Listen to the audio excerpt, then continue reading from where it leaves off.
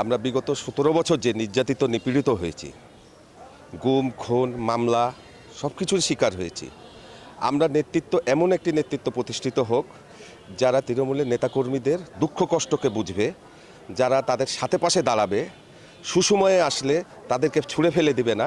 এই ধরনের নেতৃত্ব আমরা রাজশাহী মহানগরে আমরা আগামীতে দেখতে চাচ্ছি। বিগত দিনে এই ১৭ বছর গুম খুন মামলা নির্যাতন, পরিবারকে নির্যাতন, জেল খেটেছে, এই সকল নেতাকর্মী যাতে মূল্যায়ন পায়।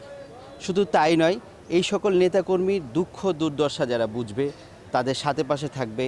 নেতা যাতে সেই নেতাকে যে তার মনের কথাগুলো বলতে পারে, তার দুঃখ দুর্দশার কথাগুলো বলতে পারে, দলের সুসংগঠিত করার জন্য, দলকে সুশৃঙ্খল করার জন্য যাতে তারা সবসময় নেতাকর্মীকে ফ্রিলিভাবে আলোচনা করতে পারে, সেই টাইপের তৃণমূল নেতাদেরকে আমরা চাচ্ছি। প্রবীণ তারুণ্য দিয়ে আমাদের একটি সুন্দর কমিটি উপহার দিবে, যে এই কমিটি রাজশাহীর আমাদের যারা নেতৃবৃন্দ, যারা ত্যাগীরা যারা আছে, তাদেরকে মূল্যায়ন করতে পারে এবং জনগণের সাথে মিশে থেকে আগামী দিনের যে ভোট সেটা কাজ করতে পারে। আমরা সেই ধরনের একটি সুন্দর কমিটি ত্যাগীদেরকে প্রত্যাশা করি।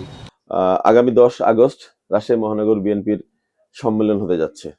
আমরা আনন্দিত, আমরা উদ্বেলিত এবং নেতা কর্মীরা সবাই উচ্ছ্বাসিত।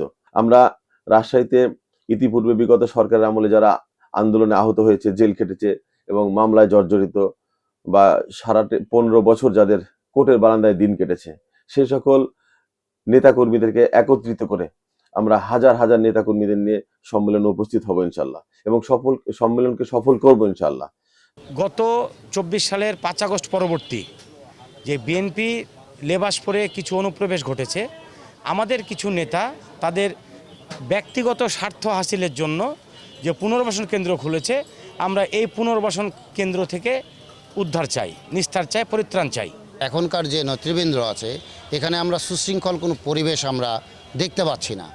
তার কারণ একদিন যদি এক কথা বলে, পরের দিন সেটা আর গ্রহণযোগ্যতা আসে না তাদের কাছে। এর কারণটা আমরাও নিজে বুঝা পাই না। অতএব আমরা চাই সামনে যে আমাদের এই 10 তারিখে যে সম্মেলন, এই সম্মেলনটাকে দেশনায়ক তারেক রহমান খুব সুশৃঙ্খল নেতৃবৃন্দকে আমাদের এই মহানগরের দায়িত্ব দিবেন, এই প্রত্যাশা করি আমরা।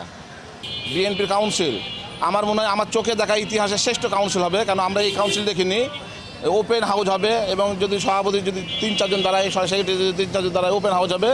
এখানে কোনোভাবেই করবে না। আর আমরা যে তৃণমূল নেতাকর্মী, আমরা অবশ্যই চাচ্ছি যে আমরা নির্বাচনের মাধ্যমে নেতা নির্বাচিত করব। এটা আমরা চাচ্ছি এবং এটা নেতাকর্মীরা চাচ্ছে এবং এটা দেশ তারেক রহমানও চাচ্ছে যে নির্বাচনের মাধ্যমে নির্বাচিত হবে।